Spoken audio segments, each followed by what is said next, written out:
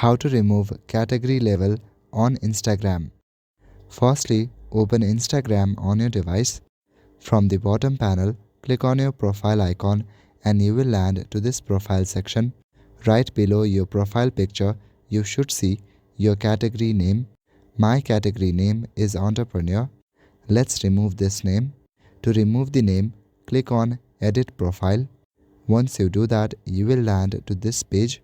On this page, scroll down and under Profile Information, select Category. Now if you want, then you can select any other category, but if you want to remove it completely from your profile, then toggle off the option called Display on Profile. Now to save the changes, click on Done at the top right corner.